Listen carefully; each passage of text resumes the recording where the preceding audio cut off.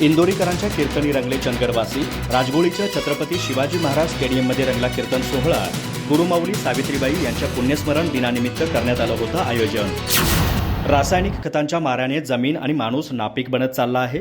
जैवविविधता ही अन्नसाखळी जपून वापरली नाही तर मानवाचा अंत समीप आल्याशिवाय राहणार नाही, अशी प्रबोधनात्मक जनजागृती इंदोरीकर महाराज यांनी आपल्या आगळ्यावेगळ्या कीर्तनशैलीत केली।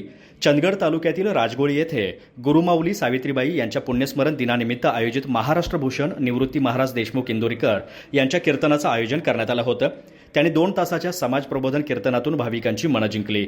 यामध्ये रूप पाहता लोचनी, तोहा विठ्ठल बरबा, हरिप्राप्ती एका जनार्दनी आदी अभंग कीर्तन सांगत 12व्या अध्यायावर श्रोत्यांना खिळवून ठेवलं। पिकावरील औषध फवारणीमुळे गांडुळाचा नाश होत आहे, जमीन नापीक होत आहे, तर जैवविविधता ही मानवी अन्नसाखळी आहे, ती सर्वांनी जपून वापरा असे आवाहनही त्यांनी केलं। मुलांना कष्टाची जाणीव करून द्या, कष्टाने मिळवलेला पैसा खर्च करताना त्याला त्याची जाणीव होईल। शेतीला इतर व्यवसायाची जोड द्या, तर शेतकरी टिकेल, असेही त्यांनी सांगितले। राजगोळीच्या छत्रपती शिवाजी महाराज स्टेडियममध्ये हा कीर्तन सोहळा झाला। सुमारे 4 एकराचे पटांगण वारकरी आणि श्रोत्यांनी तुडुंब भरले होते।